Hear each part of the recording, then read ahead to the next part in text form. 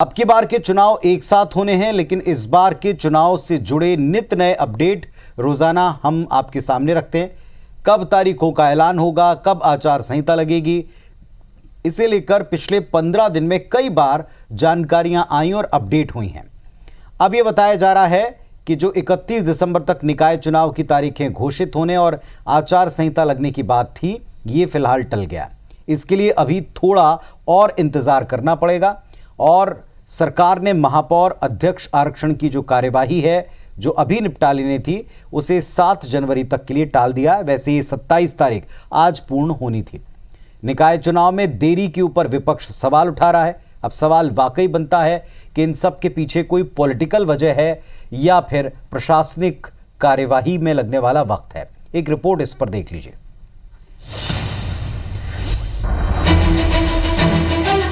छत्तीसगढ़ में इस बार के नगरीय निकाय और पंचायत चुनाव एक साथ होंगे, जिसे लेकर सरकार ने विधानसभा में संशोधन प्रस्ताव पास करा लिया। लेकिन प्रक्रिया पूरी करने में लगने वाले वक्त को लेकर बार बार पेंच फंसता दिख रहा है। एक दिन पहले तक नया साल शुरू होने से पहले आचार संहिता लगने की पूरी तैयारी बताई गई। बताया गया कि 27 दिसंबर शुक्रवार को महापौर और अध्यक्षों की आरक्षण प्रक्रिया पूर्ण हो जाएगी। पता चला कि नगर पंचायतों का आरक्षण 30 दिसंबर तक पूरा करने का लक्ष्य था और 31 दिसंबर से पहले आचार संहिता लागू करने की तैयारी भी हो चुकी थी। लेकिन अब ये सब कम से कम एक पखवाड़े के लिए टल गया है। सरकार जल्द से जल्द चुनाव कराने के लिए प्रतिबद्ध है। जैसे ही आरक्षण की प्रक्रिया समाप्त होगी, उसकी सूचना चुनाव आयोग को भेजी जाएगी और चुनाव आयोग जो है उसके तुरंत बाद चुनाव के कार्यक्रम घोषित करेगी। दरअसल नगरीय निकाय चुनाव की तैयारी में कुछ पेंच बताए गए। जानकार बताते हैं कि प्रदेश की नगरपालिका और नगर पंचायतों का नोटिफिकेशन कुछ ही दिन पहले जारी हुआ है, लिहाजा उन सभी को आरक्षण में शामिल करना जरूरी था, जिसके लिए वक्त कम था।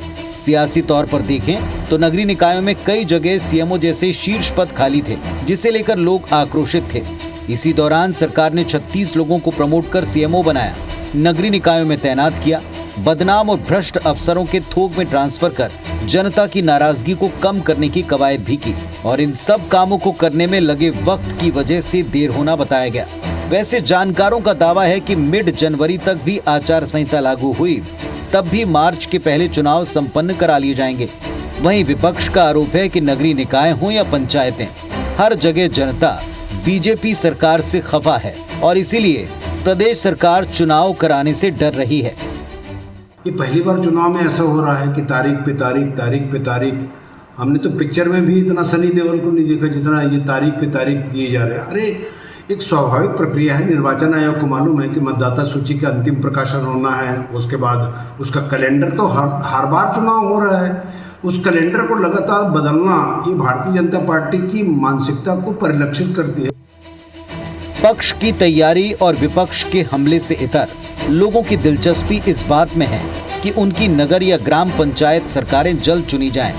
इसके अलावा लोगों में नगरीय निकाय और पंचायत चुनाव एक साथ कराने को लेकर उत्साह भी है। अब सवाल ये, क्या चुनावी तारीखों के ऐलान में हो रही देरी भारतीय जनता पार्टी का कोई सियासी एजेंडा है या विपक्ष इस पर बेवजह आरोप लगा रहा है? राजेश राज, IBC 24, रायपुर।